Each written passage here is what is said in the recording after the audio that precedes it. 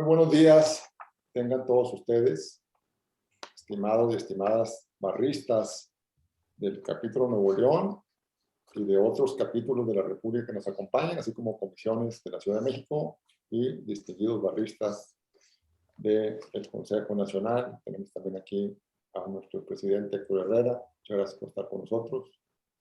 Jorge Ojeda, tesorero de la Barra Nacional. Eurídice Herrera. Hola, presidenta. Buenos días. Sergio Treviño, consejero nacional. Nuestro amigo Luis Hernández. Bueno, infinidad de amigos y amigas barristas.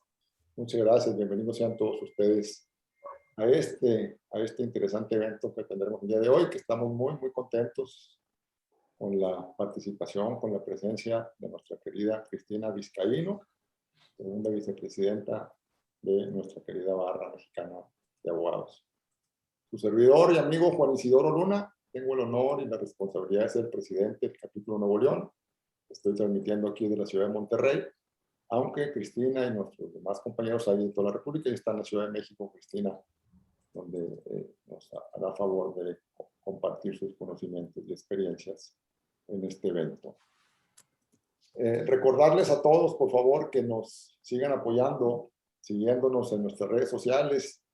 Tenemos página de Facebook, tenemos Instagram, Twitter, LinkedIn, y también tenemos un canal de YouTube donde subimos la gran mayoría de nuestros eventos, como este el día de hoy, para que los puedan consultar, revisar, compartir. Está de libre acceso. Los invitamos, por favor, si no son barristas, a que se afilien, ya sea al capítulo Nuevo León o de cualquier parte de la República en la que se encuentren, a cualquiera de los 21 capítulos que conforman nuestro colegio, o desde luego en la Ciudad de México, nuestra sede nacional. Voy a dar la bienvenida de nuevo con la presentación a Cristina Vizcaíno Díaz, quien basa su gran experiencia en negociaciones de contratos petroleros, en normatividad. Ella es licenciada en Derecho por la Universidad Nacional Autónoma de México. Tiene estudios especializados sobre amparo y constitucional en esa misma universidad. También cursó cursos de Derecho Energético en el Instituto de Investigaciones Jurídicas de la UNAM y el ITAM. Ha cursado diversos diplomados y estudios de ingeniería de costos asociados a proyectos de infraestructura en la Cámara Mexicana de la Industria de la Construcción. Es miembro de la Asociación Internacional de Negociadores Petroleros, AIPN. Fungió como vicepresidenta del Comité de Solución de Controversias en Proyectos de Infraestructura de la Cámara de Comercio Internacional. Fue coordinadora del Comité de Obras Públicas y Servicios de la Barra Mexicana Colegio de Abogados. Fue catedrática de la UNAM en Contratación Gubernamental. Y actualmente, como ya lo dijimos, es segunda vicepresidenta de la Barra Mexicana de Abogados. Tiene más de 20 años de experiencia en proyectos de infraestructura como asesora normativa. Ha participado en diversos proyectos emblemáticos, como el túnel emisor Oriente, la reconfiguración de la refinería de Minatitlán, perforación de pozos petroleros en Poza Rica.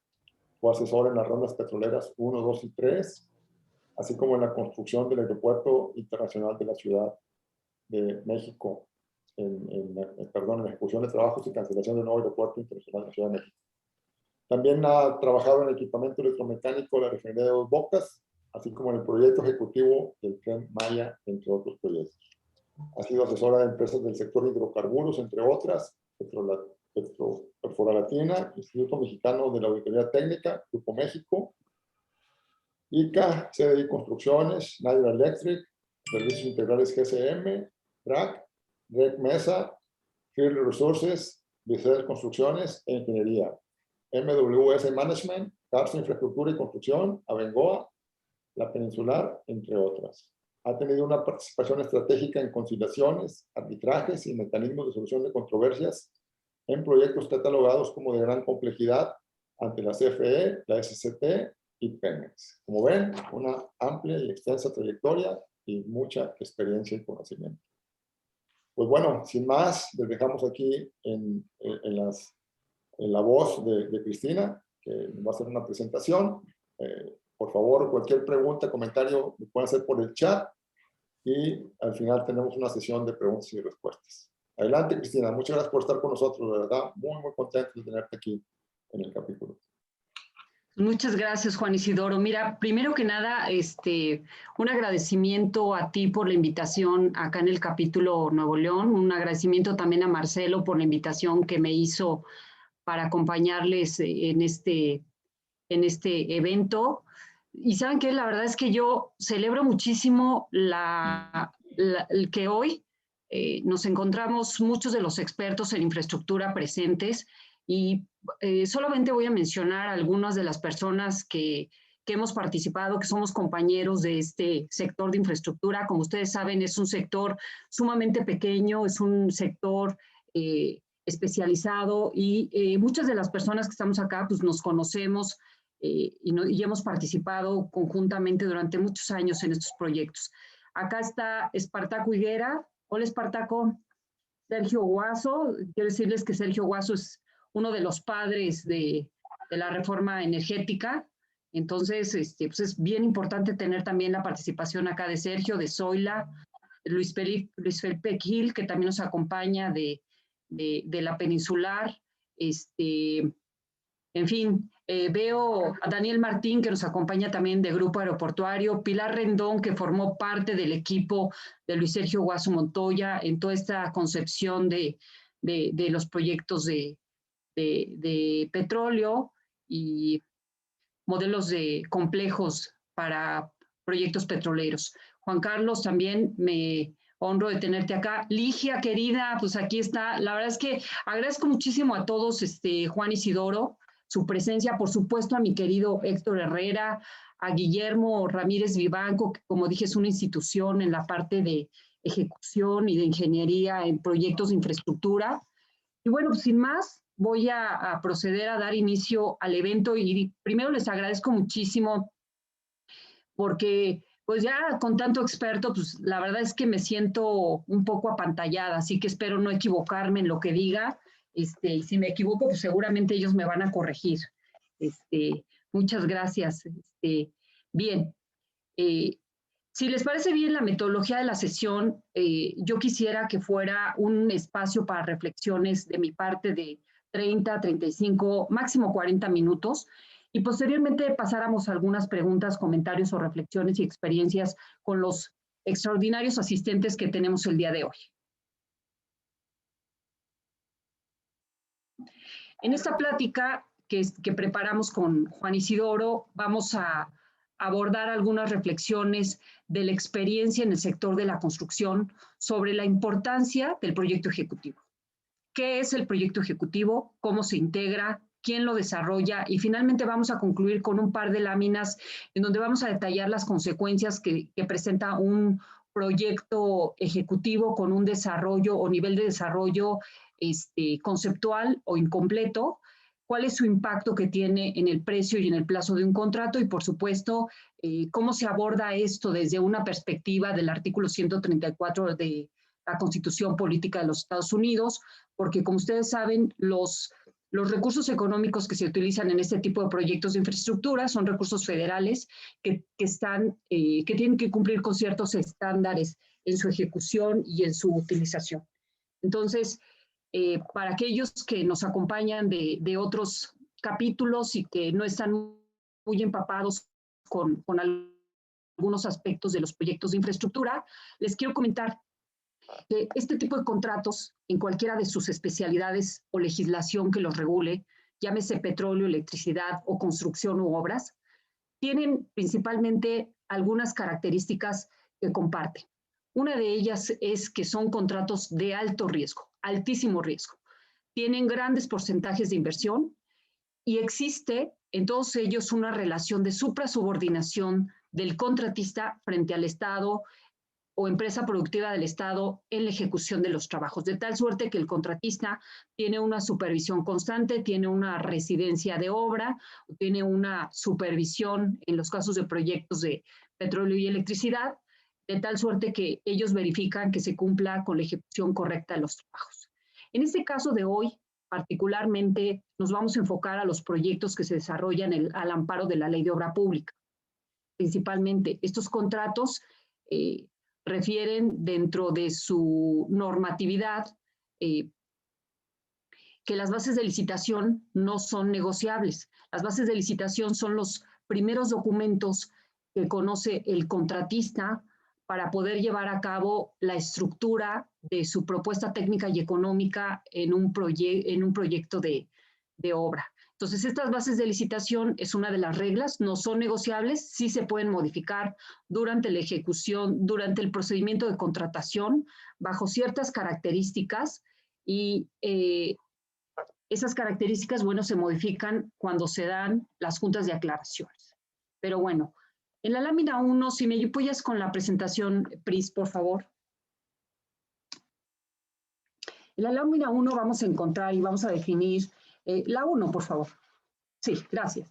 En la primera lámina lo que vamos a encontrar es lo que la Ley de Obra Pública define como un proyecto ejecutivo. Un proyecto ejecutivo, bueno, pues en términos muy sencillos, es el documento más importante que tenemos en un proyecto de infraestructura.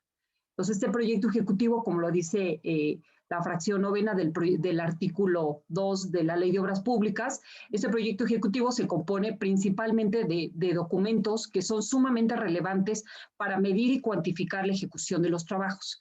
Entre ellos vamos a encontrar un conjunto de planos y documentos que conforman el proyecto arquitectónico y de ingeniería de una obra, así como el catálogo de conceptos, las descripciones e información suficientes para que ésta se pueda llevar a cabo. Fíjense qué importante, porque en esta reflexión que nos da la Ley de Obra Pública, refiere evidentemente pues cuál es la parte relevante del proyecto ejecutivo. Entonces, dentro del procedimiento de licitación, el proyecto ejecutivo se presenta a los licitantes para que lleven a cabo su propuesta técnica y económica de la obra que se pretende licitar. Quiero decirles que normalmente en dicho procedimiento de licitación debe indicarse a los licitantes cuál es el nivel de desarrollo de ese proyecto ejecutivo, si este se encuentra terminado o es un proyecto conceptual, de tal suerte que eso le va a permitir a los licitantes poder preparar sus propuestas y poner el precio del contrato. Bien, en la lámina 2 vamos a encontrar, si me ayudas por favor, Pris. En la lámina 2 vamos a encontrar algunos elementos que integran este proyecto ejecutivo.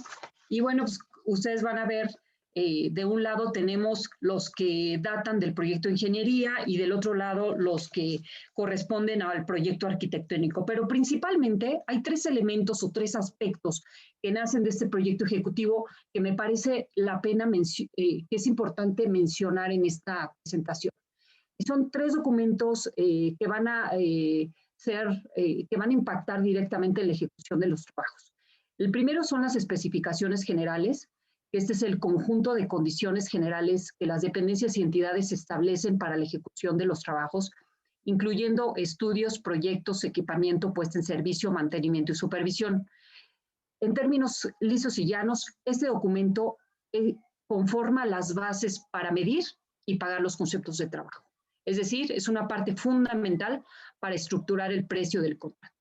Luego vamos a contar también con otro documento que es importante, que se llaman especificaciones particulares, y estas especificaciones particulares son requisitos que van a modificar, adicionar o sustituir a las especificaciones generales. Y también son un documento importante para medir y cuantificar los conceptos de trabajo. Otro elemento muy importante dentro de este gran componente, de estos grandes elementos del proyecto ejecutivo, es el catálogo de conceptos. Este catálogo de conceptos contiene una descripción de las unidades de medición, cantidades de trabajo, precios unitarios con número, letra, importes por partida y subpartida, concepto, costo total del presupuesto, y este concepto, catálogo de conceptos, va a formar parte del presupuesto de la obra y es la base para formalizar el contrato. Entonces, estos 3 elementos no los pierdan de vista, porque durante toda la secuencia de nuestra presentación vamos a estar hablando de ellos y de la referencia o de la importancia que ellos tienen en la estructura del precio y del plazo para llevar a cabo la ejecución de los trabajos. Recuerden que una obra a mayor plazo es más costosa. Entonces, El plazo es sumamente importante. Todos los aspectos que están diseñados de origen en un contrato, llámese Programa General de Ejecución de los Trabajos, tiene otro programa que hace también sentido con este, que se llama Programa de Avance Físico de los Trabajos. Entonces, este tipo de contratos está diseñado para que una vez que se concluye el concepto de obra terminada, recibe la contratista el pago por ejecución de esos trabajos y sirve para llevar a cabo la continuación o ejecución de los trabajos. Entonces, es bien importante que no perdamos de vista estos tres elementos. Ahora bien, fíjense que se habla mucho de cuál es el nivel de desarrollo del proyecto ejecutivo. Entonces, ¿qué significa este nivel de desarrollo? Bueno, pues el grado de detalle que tiene este proyecto ejecutivo y principalmente encontré tres grandes definiciones o tres grandes clasificaciones de esta tipología del proyecto ejecutivo. Yo lo llamé tradicional, pero realmente de tradicional no tiene mucho este proyecto ejecutivo, porque realmente este proyecto ejecutivo que yo analizo es cuando el diseño de su ingeniería se encuentra completamente terminado y sirve de base a los licitantes al momento de llevar a cabo la estructura de su propuesta. Pero quiero explicarles a qué me refiero cuando digo un proyecto ejecutivo totalmente terminado, casi terminado. Bueno, en el argot de la obra pública, el proyecto ejecutivo totalmente terminado es aquel que el nivel de desarrollo de su ingeniería le permite a la contratista llevar a cabo la ejecución de los trabajos hasta su total terminación de manera ininterrumpida. Entonces, este proyecto ejecutivo tiene que tener un proyecto muy desarrollado. En términos técnicos, podríamos decir que el proyecto ejecutivo, en este caso, debería tener un grado de madurez o desarrollo compatible o equiparable en su representación digital a un nivel LOT 350 del modelo BIM. ¿Qué es un modelo LOT 350 del modelo BIM? Es muy importante analizarlo y verlo en este concepto, porque fíjense lo que dicen los técnicos, dice, este LOT 350 es el elemento del modelo que está ilustrado con gráficos de manera precisa dentro del modelo como un sistema. Es elemento o ensamblaje genérico en términos de tamaño, forma, cantidad, ubicación y orientación. Se agrega al elemento del modelo información específica de atributos que no sean gráficos para el diseño y operación y mantenimiento. Los elementos en este modelo LOT son elementos específicos definidos con un propósito claro. Cualquier información derivada de un elemento LOT 350 se considera precisa, a excepción de dos aspectos, que es la operación, que es la parte final de la ejecución de un proyecto, y el mantenimiento en caso que se lleve a cabo. Estos dos aspectos, como bien lo dice la definición del modelo LOT, son aspectos que pueden estar sujetos a modificación. Adicionalmente, fíjense que dentro de la tipología de los proyectos ejecutivos encontramos los proyectos ejecutivos para obras de gran complejidad. Estos proyectos ejecutivos para obras de gran complejidad se presentan bajo tres circunstancias: cuando existen dificultades técnicas, cuando existen dificultades de seguridad, o bien para proyectos integrales. ¿Cuáles son las características de un proyecto ejecutivo de obras de gran complejidad? Que son proyectos conceptuales. ¿Qué significa? Que su ingeniería o el nivel de desarrollo de su ingeniería no está terminada. Eso es muy importante establecerlo y detallarlo así en el procedimiento de licitación, porque será la base para llevar a cabo la conceptualización de la propuesta técnica y económica de la contratista, de tal suerte que el precio y el plazo del contrato están referenciados a ese nivel de desarrollo del proyecto ejecutivo. En el caso del proyecto ejecutivo de obra de gran complejidad, como lo dije, no está terminado. Este aspecto se le hace saber al licitante desde la convocatoria o las juntas de aclaraciones. Sin embargo, su desarrollo debe ser suficiente para licitar. Es decir, tampoco puede ser un proyecto muy simple, muy mínimo, sino que debe ser un proyecto que tenga elementos suficientes para que la contratista lleve a cabo su propuesta. Tiene que tener una idea aproximada del objeto, del alcance, del precio y del monto del proyecto sujeto al procedimiento de contratación. Adicionalmente, cuando se licita una obra de gran complejidad, es importante que la dependencia o entidad indique a los licitantes que se trata de un proyecto ejecutivo de gran complejidad, de una obra de gran complejidad, y adicionalmente tendrá que detallar en este proceso de licitación a quién le corresponde o compete llevar a cabo el complemento o inclusión del desarrollo de ese proyecto ejecutivo. Puede ser la propia contratista, evidentemente bajo ciertas reglas que da la ley, o bien puede ser también un tercero contratado con una serie de condiciones totalmente definidas para las partes. Encontré también dentro del análisis que estuve haciendo que tenemos dentro de esta tipología, bueno, pues las obras que surgen a colación de un caso fortuito. Ustedes saben, en México, bueno, pues se presentan una serie de obras derivadas de caso fortuito, caso, por ejemplo, en el 2007 hubo una inundación muy importante en Chiapas, Tabasco, donde en la presa de Chicoacén hubo un tapón que tuvo que quitarse de manera inmediata porque estaba a punto de inundar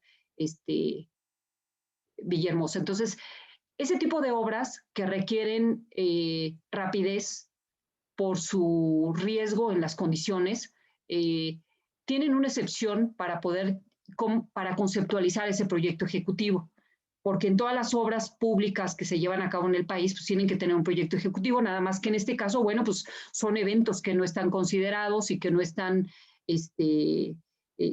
delineados por una dependencia entidad, sin embargo, ya tiene reglas para poder actuar. Entonces, aquí lo que señala la ley en este caso es que cuando ocurren este tipo de aspectos, el artículo 45 de la Ley de Obras Públicas refleja que vamos a tener dos elementos para poder iniciar con la ejecución de los trabajos que van a ser referenciales. El primero se refiere a una serie de precios unitarios y el segundo es una relación de insumos que van a servir de base, de referencia, para llevar a cabo la ejecución de los trabajos. Incluso en este tipo de proyectos, cuando existe caso fortuito, de resultar estrictamente necesario, la dependencia puede ordenar el inicio de la ejecución de los trabajos de manera previa a la celebración del contrato. Y bueno, pues la excepción es clara en cuanto a que estamos hablando de eventos que derivan de caso fortuito o fuerza mayor, donde todos los elementos que integran el contrato, el proyecto ejecutivo, sus anexos, se van a ir conformando durante la ejecución de esta eventualidad. Muy bien. Aquí yo quiero, si nos puede ayudar con la siguiente lámina, mi Pris, por favor. Gracias. Aquí quiero parar un momento y hacer 4 reflexiones muy importantes. Siempre es importante considerar que el nivel de desarrollo de los proyectos debe estar perfectamente determinado en las bases de licitación y ser indicado a los contratistas al momento de llevar a cabo la ejecución de los trabajos. Luego, la otra cuestión es que me parece que deberíamos erradicar ese tipo de adjetivos o de aspectos donde señalamos sin conocimiento técnico o jurídico del asunto que forzosamente donde hay cambios de proyecto ejecutivo hay un sinónimo de corrupción. Yo creo que no es así, yo creo que influyen una serie de cuestiones técnicas que deben ser o que merecen ser analizadas. La otra cuestión que conforme lo que acabamos de platicar es que las bases de licitación siempre tienen que ser perfectamente claras para las partes. Esto va a evitar, digamos que, futuras eventualidades y por otra parte va a permitir que los licitantes tengan una propuesta técnica y económica suficientemente desarrollada. No obstante, también es importante que dentro de las dependencias y entidades se cuente para la elaboración del proyecto ejecutivo y los procesos de licitación con personal técnico y especializado para llevar a cabo este tipo de aspectos. Bien. ¿Me puede ayudar con la siguiente, por favor? Gracias. ¿Quién puede elaborar este proyecto ejecutivo? Este tema es sumamente importante porque para ello, bueno, pues hay una serie de reglas que están definidas ya dentro de la Ley de Obras Públicas y establece particularmente una serie de supuestos. Cuando la dependencia es quien lo elabora, cuando es un tercero o cuando es el contratista. En el caso concreto de la dependencia que tiende a desarrollar este tema de proyectos ejecutivos, en principio, según lo que establece la ley, es que deben verificar previamente en sus archivos la existencia de trabajos sobre la materia de que se trate. En caso de no contar, en el caso de que cuenten con existencia de los trabajos, bueno, pues no hay necesidad de contratar a un tercero para llevar a cabo el desarrollo del proyecto ejecutivo. Sin embargo, si no existiera este tipo de elementos, se va a proceder a la contratación de aquellos trabajos necesarios para su adecuación, complemento, autorización o complemento. Entonces, ¿cómo se lleva a cabo la contratación de un tercero? Bueno, pues esto se realiza a través de un contrato de servicios relacionados con la obra pública, en donde se hará constar una serie de aspectos importantes para la ejecución de los trabajos.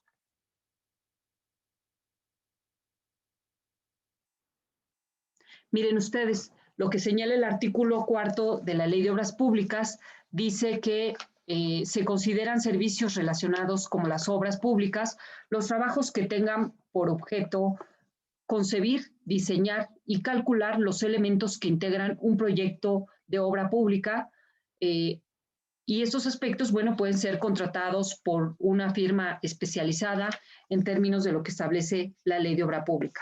Pero también la fracción tercera del artículo tercero de la ley indica que puede ser también la propia contratista quien lleve a cabo el desarrollo de un proyecto integral, que necesariamente implica el diseño de la obra hasta su total terminación, incluyéndose cuando se refiera la transferencia de la tecnología.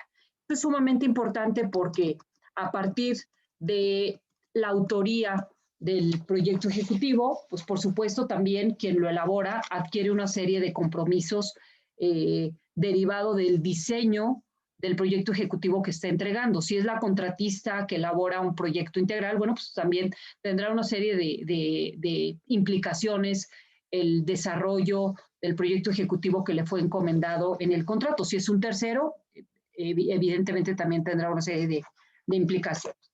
Bien. Otra cuestión que me parece importante tocar acá con ustedes, porque eso normalmente no se, digamos que es poco comentado, es el proceso de elaboración de un proyecto ejecutivo cuando nace de las dependencias a través de sus áreas técnicas. Y bueno, pues aquí están los pasos detallados, tenemos 9 pasos, se inicia con la revisión del alcance del presupuesto, sigue con una fase de definir esos planos constructivos, establecer especificaciones particulares, generales y las normas de calidad, en fin, convenir cuáles son los alcances definitivos del alcance, elaborar el programa anual de desarrollo, finalmente llevar a cabo una serie de reuniones con las gerencias de proyectos y la revisión técnica de procedencia del alcance del proyecto ejecutivo hasta ponerlo a disposición de los proyectos ejecutivos para llevar a cabo su licitación a través de una convocatoria pública. Ese es un procedimiento que se sigue o que está detallado en una serie de documentos públicos que encontramos, en donde las dependencias y entidades que deciden desarrollar el proyecto ejecutivo pueden llevarlo a través de sus áreas técnicas. Bien, ahora, la siguiente lámina que yo quería compartir con ustedes es en qué momento se va a llevar a cabo la autorización del proyecto ejecutivo. Esto es muy interesante porque la realidad es que no hay muchos elementos, no hay mucha información respecto de la autorización del proyecto ejecutivo como tal. Lo que sí existe es información certera de que a partir de que se presenta la propuesta, es aceptada por la dependencia o entidad, existe una obligatoriedad la contratista y de la dependencia respecto de los documentos o información entregada por parte de la dependencia y de la propuesta presentada por la contratista y aceptada y ya con un fallo de adjudicación del contrato. Entonces, a partir de eso, digamos que existe una obligatoriedad con todos estos documentos. De hecho, el artículo 46, antepenúltimo párrafo de la ley, establece claramente que los derechos y obligaciones de las partes durante la ejecución de los trabajos nacen del clausulado del contrato, por supuesto, pero también de los documentos que son generados durante la ejecución de los trabajos. Entonces, este es un tema muy interesante de estos aspectos de cómo se autorizan los proyectos ejecutivos. Ahora bien, ¿cuáles son los eventos? Si me ayudas, Pris, con la siguiente lámina, por favor. Bien, ¿cuáles son los eventos que impactan el cumplimiento del proyecto ejecutivo? Bueno, aquí definitivamente estos eventos que van a impactar el cumplimiento del proyecto ejecutivo, lo primero que nos tenemos que preguntar, ¿qué tipo de proyecto ejecutivo fue el que se licitó? ¿Fue un proyecto ejecutivo que fue declarado por la dependencia o entidad como un proyecto integral?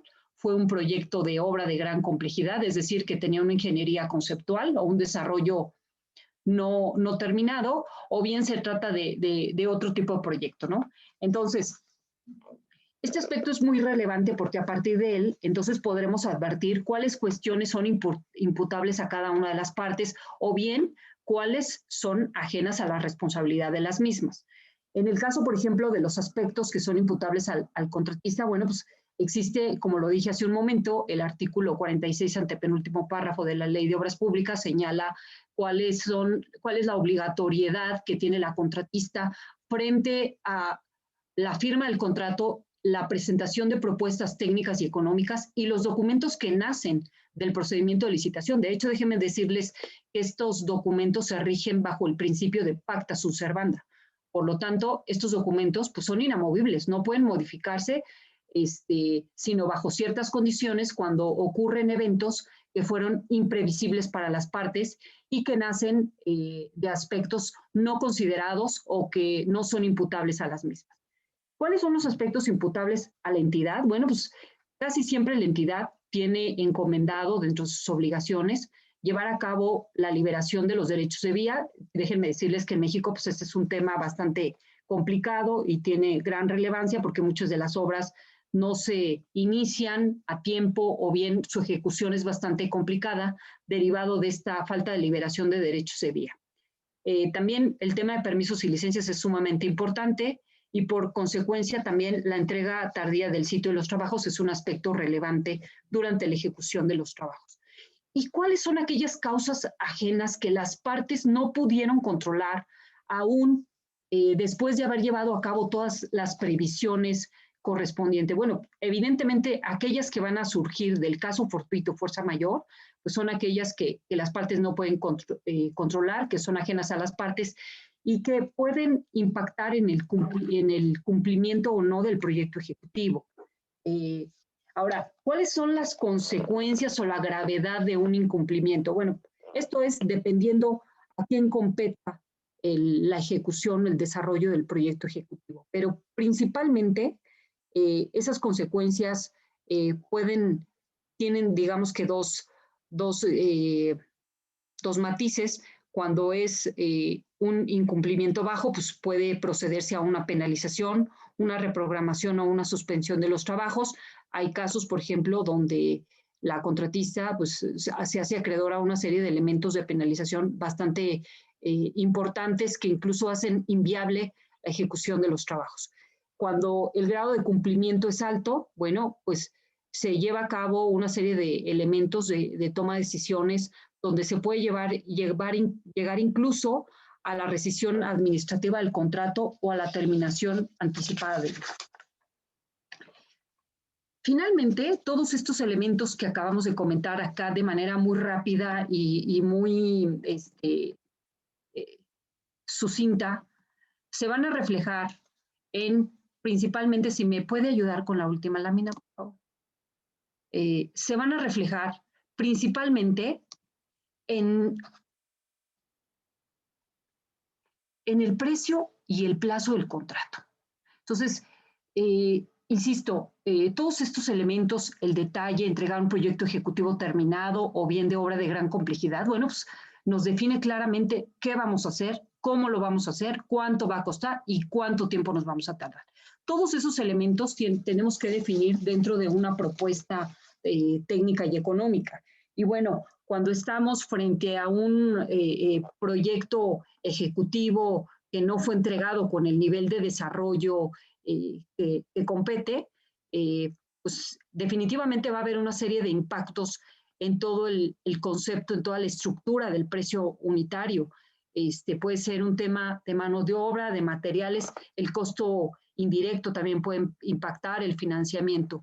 Es decir, todos estos eventos, toda esta falta de definición de aspectos del proyecto ejecutivo impactan particularmente dos eventos: el plazo de ejecución de los trabajos y el precio del mismo, por una serie de variaciones que pueden ocurrir en los componentes de los precios unitarios del contrato, que están directamente ligados a las especificaciones generales, particulares y al catálogo de conceptos. Entonces, digamos que como reflexión y como última reflexión para abrir el tema a una plática, me parece importante que hagamos una reflexión respecto de qué nos permite la ley, qué podemos hacer, los funcionarios públicos que nos acompañan, bueno, pues que reflexionen cuándo es pertinente sacar un procedimiento de licitación, cuando tenga acompañado un proyecto ejecutivo terminado, cuando tenga un proyecto ejecutivo simplemente conceptual, con un desarrollo conceptual. En fin, yo creo que esos son aspectos sumamente relevantes que nos pueden permitir incluso evitar muchos aspectos en un procedimiento de auditoría. Y bueno, con esto yo concluyo, espero no haberlos aburrido y quedo atenta de sus preguntas y respuestas. Muchas gracias. Muchísimas gracias, Cris, por tus comentarios, por tu exposición. Muy concreta, muy concisa, pero muy ilustrativa. Pues no sé, ¿aquí alguna participación que gusten? Héctor, por favor, nuestro expresidente Héctor Herrera. Sí, muchas gracias, Juan Isidoro. Felicidades, Cristina, por la brillante presentación. Yo quisiera formularte una pregunta, pero no sin antes saludar con afecto al doctor Germán Guillén, presidente del capítulo Sonora de la Barra Mexicana, quien lamentablemente sufrió un terrible COVID-19, estuvo a punto de morir, está ya fuera de peligro y en franca recuperación, ha tenido algunas secuelas negativas y está luchando de manera intensa para recuperarse. Estimado Guillermo, te mandamos un fuerte abrazo y enhorabuena por esa estupenda recuperación, por haber salido de peligro y por estar siempre activo en la barra al frente del capítulo Sonora. Te mando un fuerte abrazo, Guillermo. Volviendo a nuestro tema, perdón, Germán Guillén, muchas gracias por acompañarnos. Mi pregunta, Cristina, tiene que ver con el tema de los costos indirectos, específicamente lo que tiene que ver con las autorizaciones ambientales. Entiendo que el proyecto ejecutivo no solamente son los planos y documentos arquitectónicos y de ingeniería, sino también toda la documentación o información necesaria para poder llevar a cabo el proyecto. Y dentro de las láminas que mostradas, señalabas como una responsabilidad imputable a la dependencia, los permisos, licencias o autorizaciones. Así que dentro de estas es responsabilidad de la dependencia la autorización de impacto ambiental previa, que es una de las más relevantes, porque de ella pudiera depender la viabilidad de un proyecto o incluso su modificación. Pero yo quisiera preguntarte, a la luz de algunos proyectos de este gobierno, ¿qué pasaría en el supuesto hipotético de que la autorización en materia de impacto ambiental, responsabilidad de la dependencia, digamos, tuviera problemas de fondo y a pesar de que está autorizado, en el transcurso del tiempo de la obra es impugnado por terceros, piénsese en miembros de la comunidad que pudiera ser afectada el trazo de una carretera o de un tren o una refinería, etcétera. Y como consecuencia de las impugnaciones, se tuviera que modificar el proyecto, el trazo de la carretera, el trazo del tren, etcétera. Ya tienes un proyecto ejecutivo para realizar la obra en ciertas condiciones y bajo ciertos trazos y todas las consideraciones técnicas correspondientes. Pero si como consecuencia de impugnaciones por una autorización, pienso en la de impacto ambiental, se tuviera que modificar, por ejemplo, una parte del trayecto del Tren Maya o una parte del trayecto de una carretera porque a lo mejor cruza una zona núcleo de una área natural protegida y por ley no puedes construirlo y se tiene que modificar el trazo. Eso evidentemente va a tener un impacto en el tiempo y en el costo de la obra. Y quiero pensar en un caso donde ya es cosa juzgada y digamos es irreversible. Quiero confirmar contigo los costos que implican el desfase en el tiempo de la obra por el cambio de trazo de una autorización que era imputable a la dependencia, pero que por alguna razón incumplió total o parcialmente con la ley y fue modificada. No hay problema para los gastos indirectos o el costo adicional que tendría esa obra para el contratista. Sí, fíjate que muchas gracias, Héctor. Extraordinaria tu pregunta, me pareció muy completa, digamos que la problemática que nos describes, casi le puedo poner nombre a lo que nos estás contando.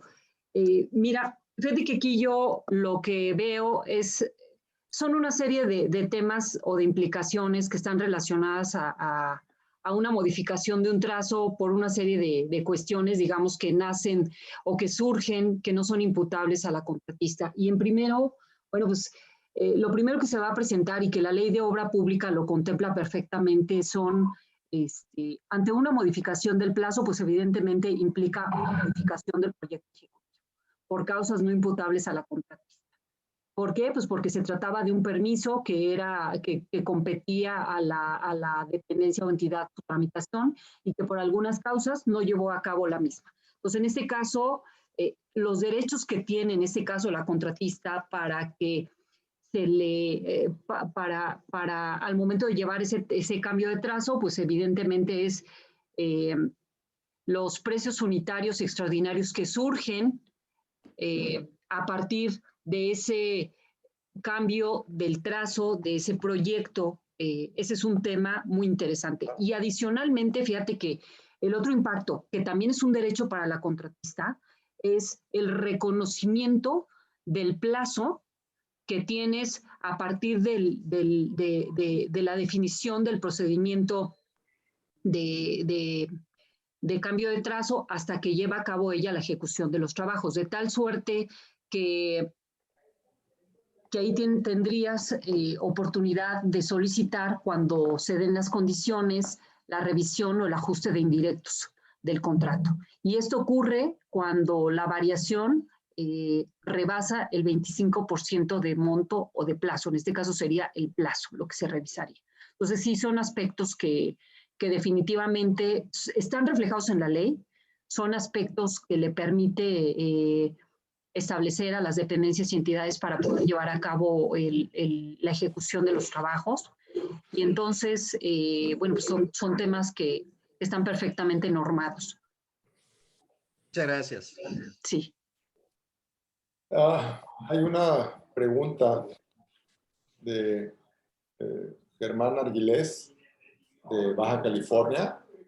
Te felicita por la presentación y pregunta si existe algún recurso para el caso de cambio de sistema de binario a puntos o al revés, de selección de la propuesta solvente más económica para su selección. Sí, Germán, no sé si pueda Si puedes, podemos habilitarle el micrófono, porque mira, Germán, yo acá de la pregunta que tú estás haciendo, me parece que... Deja que Priscila lo habilite, por favor, Priscila. Gracias, Juan.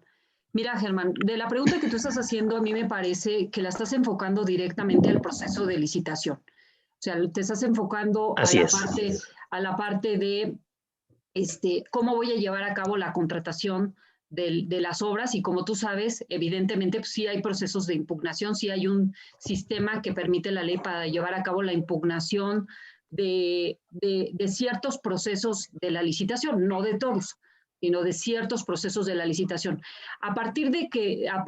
Dices tú, ¿existe algún recurso para el caso de cambio de sistema binario? O sea, durante el procedimiento de contratación, ya tenían establecido un sistema ya tenían establecido un procedimiento de licitación y lo cambiaron.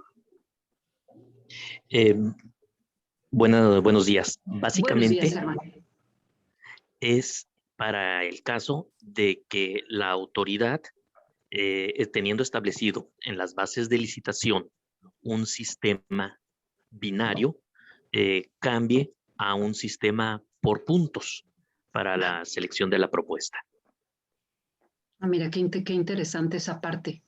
Qué interesante esa parte. Digo, a mí, yo la verdad es que me parece que ese es un tema donde podría ayudarnos Espartaco, que acaba de conectar su cámara, pero o sea, a mí de bote pronto lo que me parece es que sí habría un sistema de impugnación por un cambio del proceso de licitación, dado que es un aspecto que tú consideraste al momento de la emisión de la convocatoria, la publicación de la convocatoria.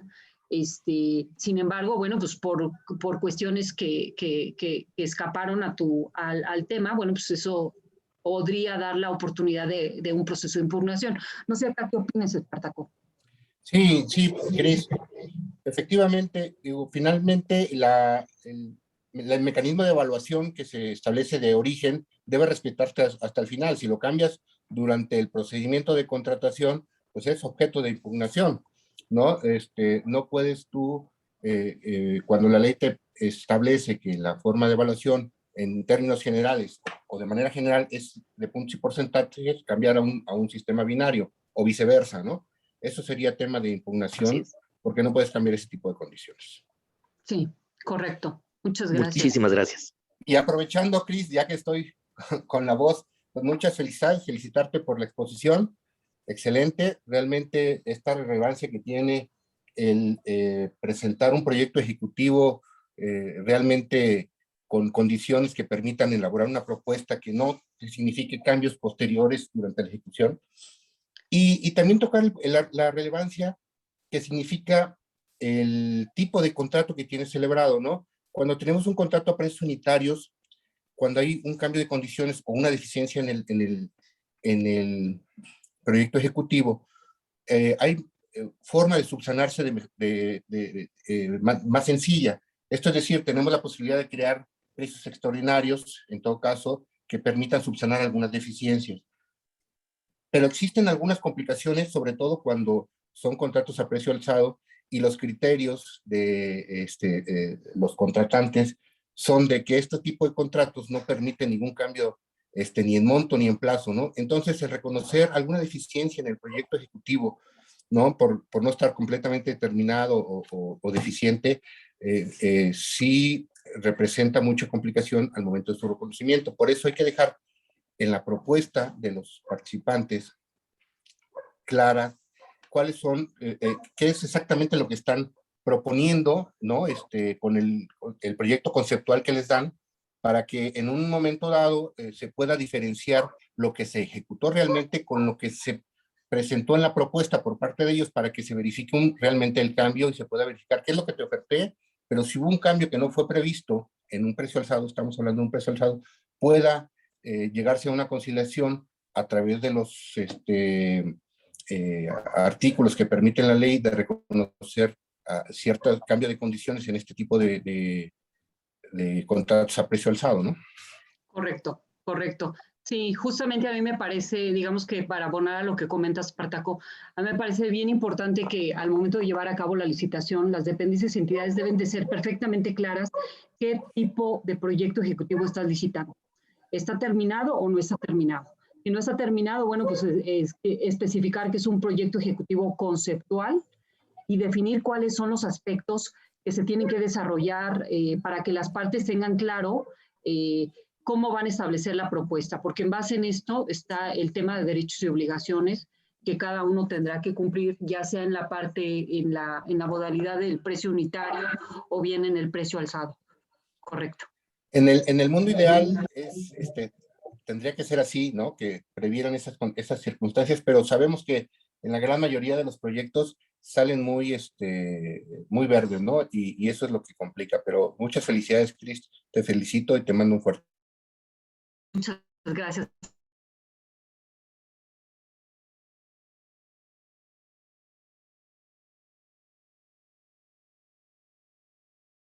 Son otro tipo de cuestiones lo que ocurre, ¿no? Justamente lo que hay una pregunta por allá que hacía Diego en el chat respecto a los proyectos ejecutivos de gran complejidad.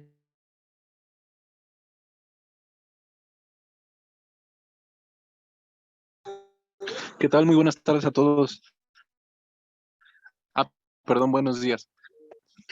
Sí, mi pregunta pues va encaminada a esa diferencia entre el mundo real y el mundo ideal. La ley dice que los proyectos de gran complejidad tienen un procedimiento especial y mi pregunta es si realmente ese procedimiento se sigue, porque como tú nos comentabas, la mayoría de los proyectos en México de infraestructura son de hecho de gran complejidad, pero muy pocas veces se escucha que se licitan como tal. Sí, muchas gracias, Diego. Bueno, aparte, déjenme comentarles que Diego es mi hijo, pero no venía preparado con la pregunta. Es una pregunta que surgió ahorita de sus análisis, ¿no? Y muchas gracias. Mira, Diego, efectivamente lo que comentaba Espartaco hace un momento, hay una diferencia sustancial entre el mundo ideal y el mundo real, ¿no? Entonces, la realidad es que de repente las dependencias o entidades no son claras al momento de llevar a cabo la licitación o establecer cuáles son el nivel de desarrollo del proyecto ejecutivo, de tal suerte que un caso concreto, no voy a decir el nombre de la obra, pero pues es una obra bien importante, donde el proyecto ejecutivo que se licita es un proyecto ejecutivo que señalan ellos en las juntas de aclaraciones que es un proyecto ejecutivo con un nivel de desarrollo suficiente para llevar a cabo la terminación de los trabajos de manera ininterrumpida. Entonces asumimos que este es un proyecto ejecutivo que está totalmente terminado. La realidad es que cuando nos damos cuenta, pues es un nivel, el nivel de desarrollo del proyecto ejecutivo no llegaba a un lot 350, o sea, ni siquiera llegaba a un lot 300. Entonces, es un proyecto ejecutivo que evidentemente requiere para su terminación la obra, pues una serie de adecuaciones o complementación en su desarrollo. Ocurre mucho en proyectos ejecutivos, en proyectos o en obras, en muchas obras. Mientras no seamos claros en esta disyuntiva al momento de las bases de licitación, me parece que no solamente es en beneficio de la contratista, sino más bien en beneficio de la propia dependencia o entidad frente a cuestiones de fiscalización o de modificación en un plazo del proyecto. Yo creo que mientras no seamos claros en este tema, va a haber una serie de aspectos que van a poder auditarse. Muy bien. Hay una pregunta también de Sergio. No sé, Sergio, si quieras hacer la pregunta abierta, micrófono abierto. Adelante, por favor. Sí, muchísimas gracias a todos. Un saludo.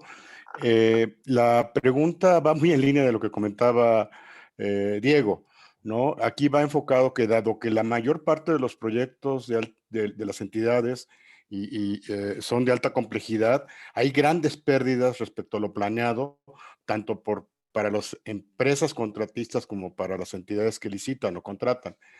Mi pregunta o mi reflexión es sobre si debería haber una norma específica para proyectos de alta complejidad. La experiencia en la práctica, haciendo esa diferencia de lo ideal y lo real, hay una inercia y una tendencia a seguir los mismos modelos, ¿no? Por parte de las entidades que licitan y contratan y supervisan las obras, en donde todo lo encuadran en los mismos sistemas, en los mismos procedimientos, en los mismos criterios, sin tener realmente una clara distinción, ¿no? Y tampoco las herramientas de flexibilidad que deberían tener las entidades justamente para atender estos ajustes, ¿no? Bajo procedimientos transparentes, ¿no? Que reflejen mejores resultados, ¿no? E incluso ajustes que lleven a potenciales problemas con la comunidad, con el medio ambiente, o simplemente la adopción de nuevas tecnologías que no estaban previstas al momento de la licitación, ¿no? Es como una reflexión de pensar si debería, si es pertinente, como decía yo en la pregunta, contar con una norma específica para estos casos.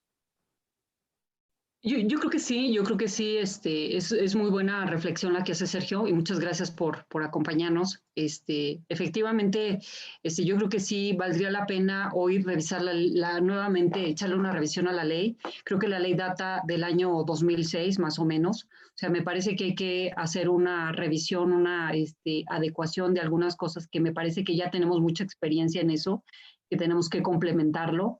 La otra cosa que a mí me parece y que yo tomo tu reflexión es que el tema social es un tema que, aunque se diseñe en un proyecto ejecutivo, es un aspecto muy delicado, es un aspecto, digamos que muy crítico durante la ejecución de los trabajos y casi en todas las obras de gran complejidad yo he participado, la parte social es una parte relevante. La parte social es una parte que te modifica sustancialmente la ejecución de los trabajos. Ahí tienes el Tren México-Toluca. O sea, es un aspecto de bloqueo constante de los ejidatarios, amparos, suspensión de los trabajos, en donde no te permiten llevar a cabo la ejecución de ellos. Entonces, la parte social en México, yo creo que es un aspecto muy crítico que se ha recrudecido a partir de la organización interna que hoy están teniendo más algunas comunidades, que yo no sé si tengan reclamos justos o no, esa es otra cosa, pero lo que sí sucede es que este tipo de organizaciones sí impactan muy severamente la ejecución de los trabajos. Muchas gracias, Sergio. Tenemos por ahí un comentario de Eurídice Herrera, presidente de Guanajuato. Si quieres, Eurídice, hacerlo a micrófono abierto, con todo gusto. Hola a todos, muchas gracias.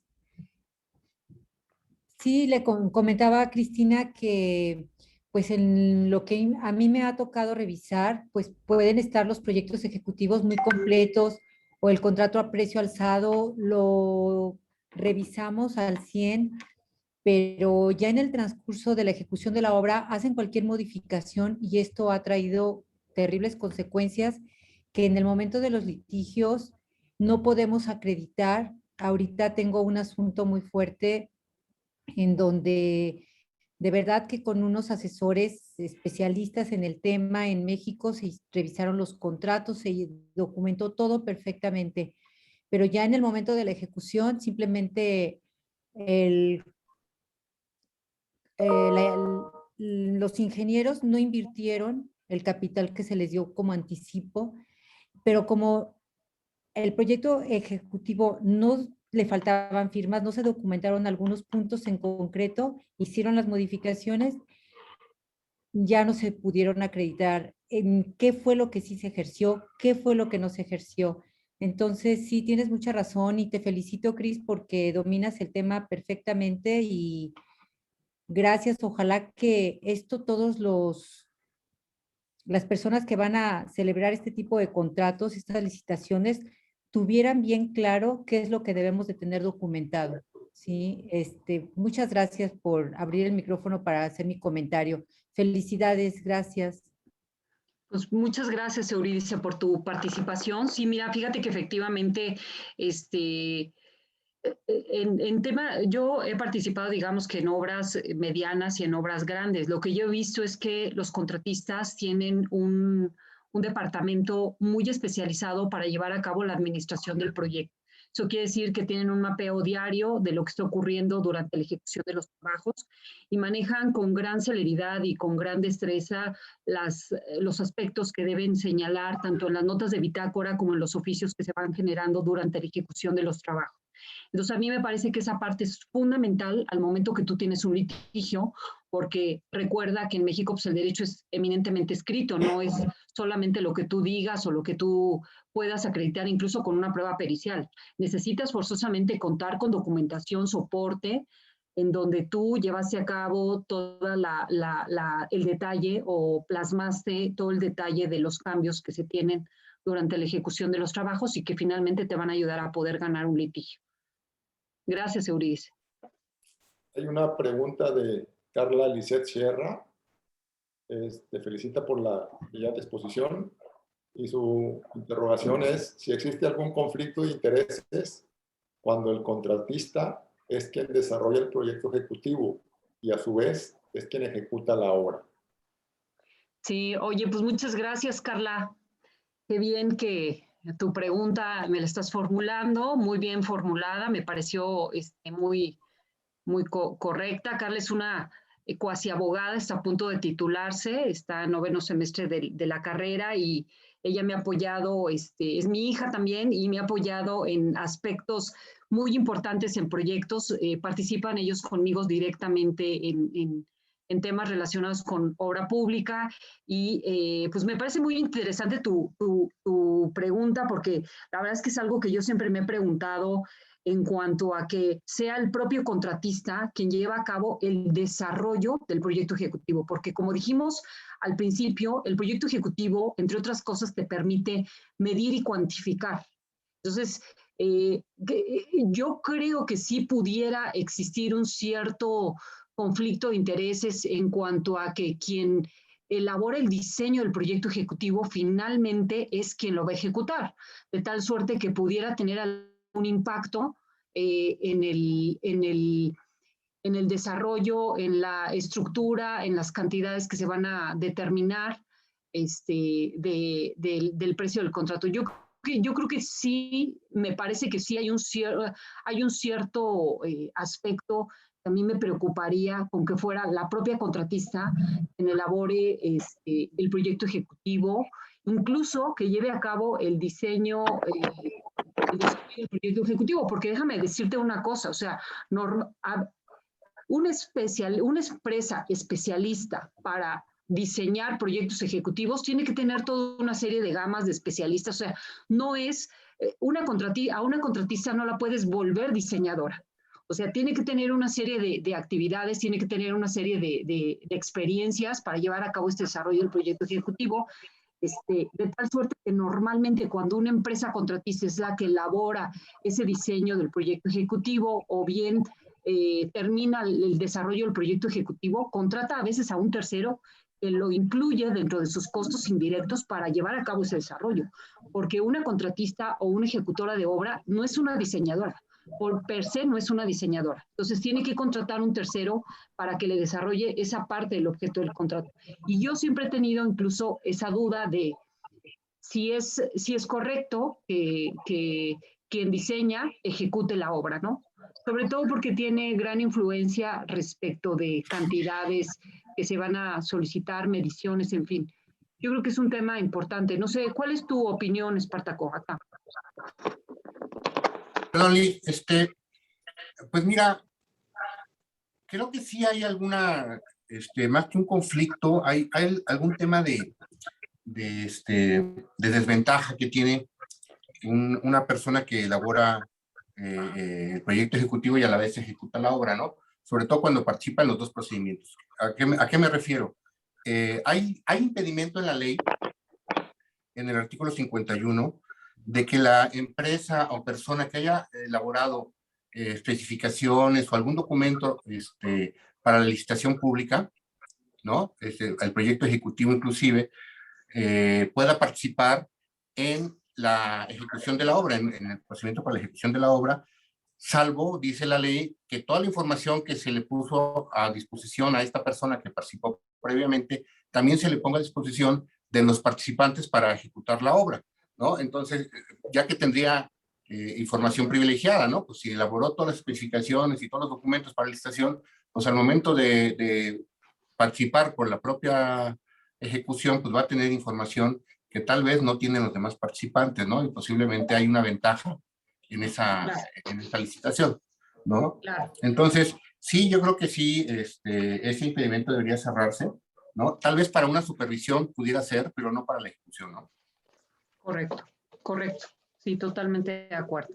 Pregunta Juan Carlos Cruz Razo, Cristina, si crees que sean necesarios especializados para la resolución de estas controversias. Pues me da mucho gusto tu pregunta, Juan Carlos, ¿cómo estás? Ojalá le podamos abrir el micrófono a Juan Carlos. Les quiero comentar acá que Juan Carlos pues, es un magistrado especializado en temas de... Él lo tiene abierto su micrófono. Él lo hace directamente. Adelante, Juan Carlos.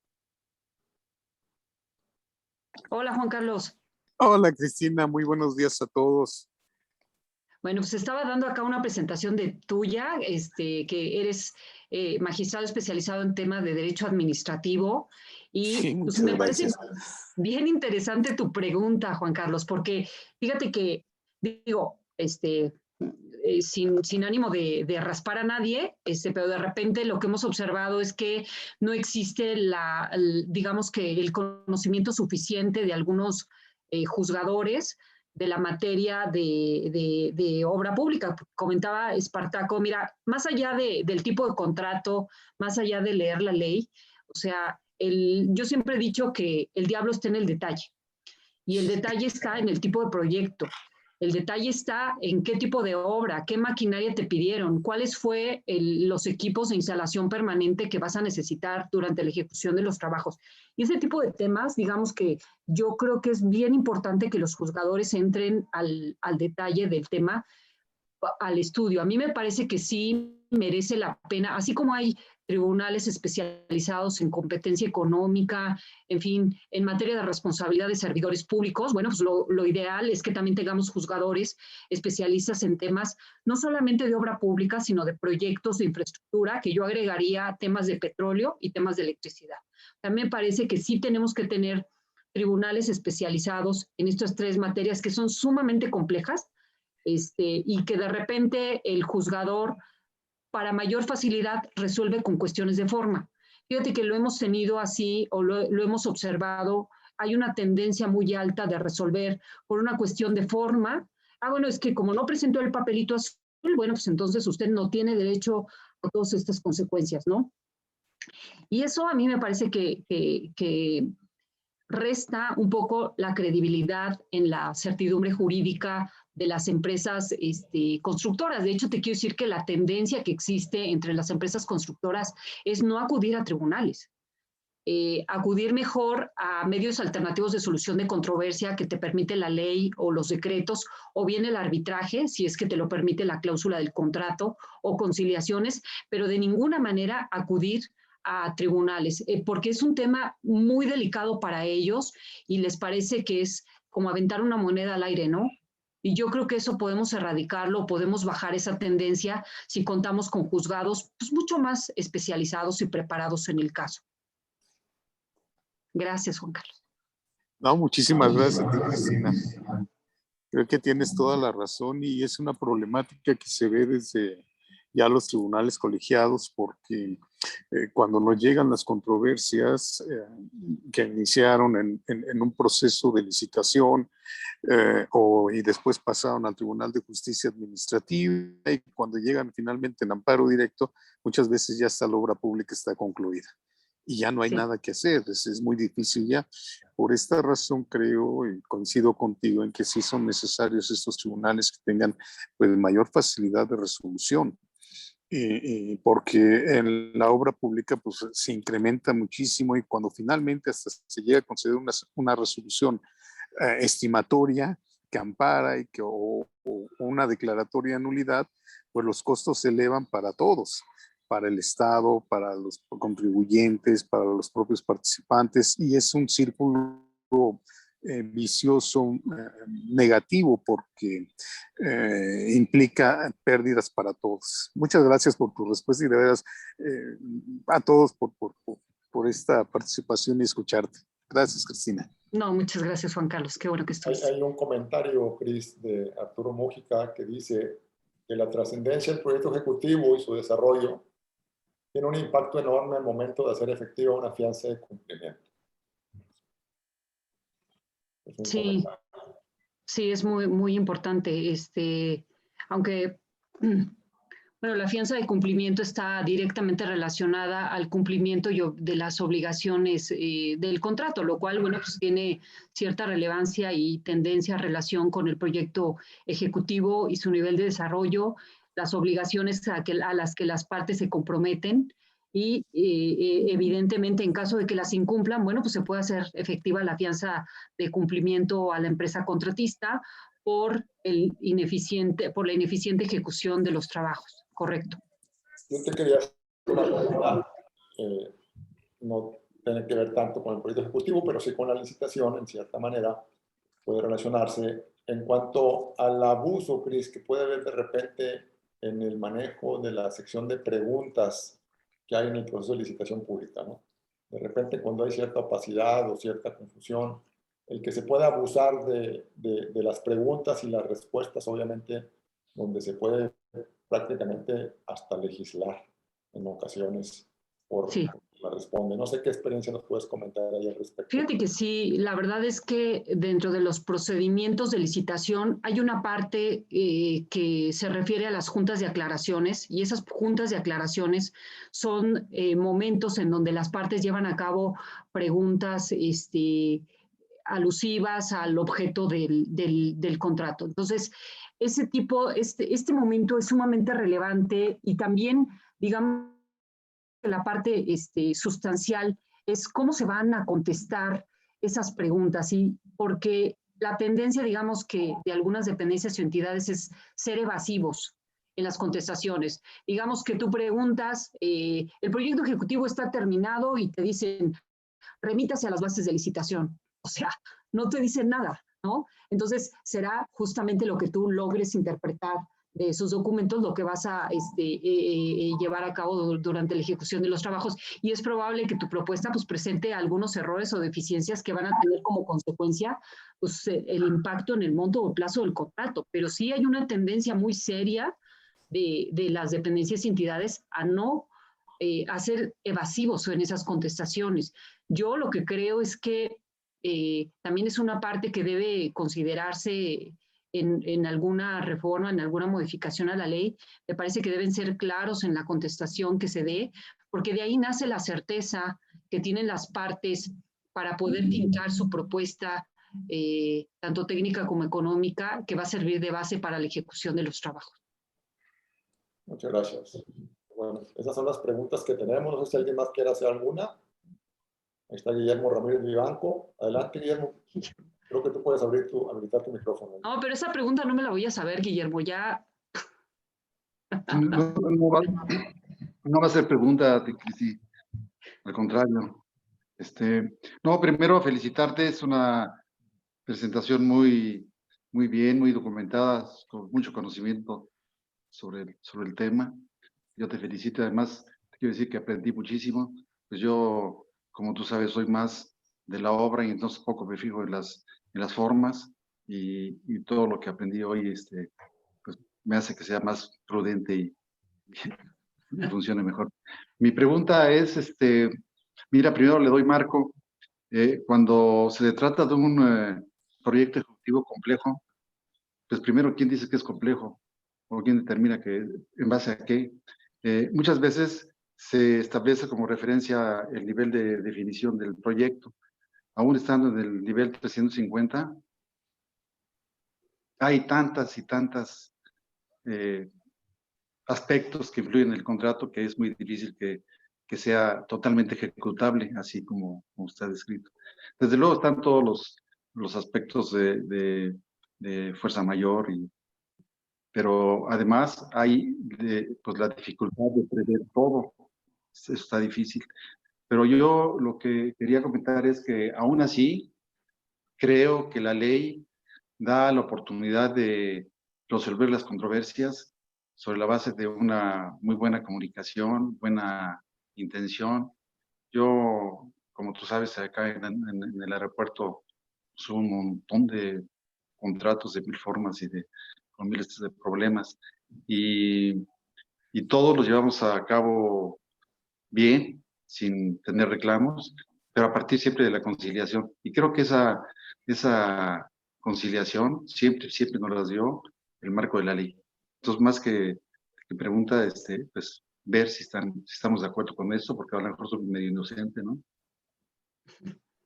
No, yo creo que sí, definitivamente lo que comentábamos es que a partir de todo el proceso de licitación se rige bajo un principio de pacta sunt servanda, pero la ejecución de los trabajos, cuando se advierten aspectos no considerados y no imputables a las partes, por supuesto la ley es muy flexible en cuanto a poder llevar a cabo la conciliación de las cosas, la negociación. Digamos que la disyuntiva ocurre cuando sí hay causas imputables a alguna de las partes. Y yo creo que ese aspecto también puede ser sujeto a conciliación con una buena documentación. De hecho, contigo hemos resuelto cosas muy, muy relevantes, muy importantes, y hemos llegado a hacer unas determinaciones importantes para concluir satisfactoriamente proyectos. Muchas gracias por tu participación, Guillermo. No, felicidades a todos. Adelante, Héctor, por favor. Muchas gracias. Yo quisiera hacer un comentario, Cristina, precisamente porque hay mucha efervescencia en la sociedad mexicana respecto de los proyectos de obra pública del gobierno federal, los famosos megaproyectos de la 4T, en donde la temática ambiental ha sido una de las principales quejas u oposiciones. Sin embargo, aquellos que se oponen siempre han litigado en la esfera administrativa, procurando la nulidad o revocación de autorizaciones o la modificación del proyecto. Yo quisiera recordarles que cuando un proyecto 100% del sector privado es objeto de una evaluación de impacto ambiental, hay un escrupuloso escrutinio del cumplimiento de obligaciones. Y esto ha hecho que las evaluaciones de impacto ambiental de proyectos o grandes proyectos del sector privado se cumpla cada día mejor en la evaluación de impacto ambiental. Sin embargo, no veo esa misma evolución en los proyectos del gobierno federal, y esto no tiene que ver con los contratistas, pero me parece que en los permisos que el gobierno federal obtiene, y particularmente en la materia ambiental, me parece que o se induce o se presiona al personal técnico o científico que participa en los estudios de evaluación de impacto ambiental u otros estudios para favorecer los intereses del gobierno. En los grandes proyectos recientes del gobierno federal se ha utilizado a personal, por ejemplo, de la Secretaría de Medio Ambiente para elaborar los estudios, y de lo que he revisado de los estudios hay contradicciones importantes entre los criterios que ellos sostienen ahí y las resoluciones que le niegan a los particulares. Simplemente quiero comentar al respecto que ante esta aparente diferencia de criterios, me parece que hay una probable manipulación indebida de la ciencia y de los criterios técnicos para favorecer algunos proyectos del gobierno, para no decir caprichitos del presidente. Y me parece que quienes se opongan, creo que pudieran tener más éxito, como ha sucedido en el sector privado cuando se manipula la ciencia, la acción penal. La manipulación de la información científica en estudios de evaluación de impacto ambiental o de cualquier tema para el desarrollo de infraestructura es un delito federal. En la materia ambiental es un delito contra la gestión ambiental, y creo que sería equitativo que al personal técnico y de ciencia que participa en los permisos o autorizaciones ambientales del gobierno también fueran medidos con la misma regla que miden a los proyectos de los particulares. Y por lo tanto, si esas decisiones implican violaciones a la ley en tanto que manipulan la ciencia indebidamente o los criterios técnicos, creo que simplemente habría que tener en cuenta y recordarles a todo el personal técnico y científico que participa que tienen una responsabilidad penal en lo individual por la manipulación de la ciencia en ese tipo de procedimientos. Hay varios precedentes en el sector privado, muy pocos, casi nulos en el sector público. Yo creo que si hay un poco, si todavía queda un poco de justicia y sentido común en nuestro país, deberíamos igualar ese tratamiento y recordarles a todo ese personal técnico de ciencia la responsabilidad penal en la que pueden incurrir por la manipulación de la ciencia y el favorecimiento de intereses particulares del gobierno. Los servidores públicos están para servir al país y no para el presidente. No sé qué opinión te merece esto, Cristina. Fíjate que yo coincido contigo. Yo creo que en la medida en que las obras públicas sean más transparentes, más claras, más mejor hechas, yo creo que trae un beneficio muy importante como país, como mexicano, como servidores públicos, como contratistas. Me parece que es una fórmula de ganar-ganar, ¿no? Definitivamente yo creo que, y lo que comentábamos acá con Espartaco, ¿no? Pues ese sería, estamos hablando del real. La realidad, pues hay una serie de complicaciones que trascienden esta buena intención de llevar a cabo la conclusión de una manera, la obra de una manera adecuada. O sea, no quiere decir que de la otra manera no sea adecuada, sino que a lo mejor estamos tomando un camino distinto que va a traer efectos y consecuencias distintos, y por supuesto vamos a hablar de una serie de plazos y de precios distintos, pero definitivamente, digo, sin lugar a duda, esta reflexión que haces, Héctor, me lleva a reafirmar que en la medida de que vayamos perfeccionando este procedimiento para obtención de permisos, para licencias que se necesitan para la ejecución de los trabajos, vamos a beneficiar de alguna manera la ejecución de los trabajos, no solamente por la obtención en sí del documento que se necesita para llevar a cabo la ejecución de la obra, sino que vamos a cumplir con esos parámetros normativos que nos requiere tanto en materia ambiental, en materia de seguridad, en materia de salud, en materia social, que se requiere para llevar a cabo un proyecto de este tipo. Yo creo que en esa medida es importante el cumplimiento de estos temas, de estos aspectos. Muchas gracias, Héctor. Bueno, pues hemos concluido con todas las preguntas, comentarios en el chat y de viva voz. Pues la verdad muy agradecido con nuestra querida Cristina Vizcaíno, segunda vicepresidenta del querido Colegio Navarra Mexicana, Colegio de Abogados. Muy nutrida asistencia, especial a todos tus invitados que nos acompañaron con sus participaciones aquí en el capítulo Nuevo León, Espartaco, Héctor, al magistrado Cruz, muchísimas gracias a todos. La presencia de, ya lo dijimos, de consejeros nacionales y presidentes y presidentas de capítulos, Sergio Treviño, Euridice Herrera, Oscar Yáñez, Germán Guillén, Jorge Ojeda, Daniel Hernández, Jorge Sepúlveda, Ligia González. Está también nuestro consejero César Merad Barbosa, Miguel Valdés también, nuestro secretario. Aquí estamos todos muy contentos, muy agradecidos con Cristina. Aquí está Daniel Hernández de Tamaulipas. Muchas gracias, Daniel, por acompañarnos igualmente. A todos, Gracias. Muy contentos de la presencia de Cristina, que siempre desde su posición, desde antes de ser nombrada vicepresidenta, siempre ha estado muy al pendiente de los capítulos y apoyándonos siempre, muy abierta. Y al primer llamado de invitación, aquí estuvo con nosotros. Muy contentos y honrados con tu presencia, Cristina.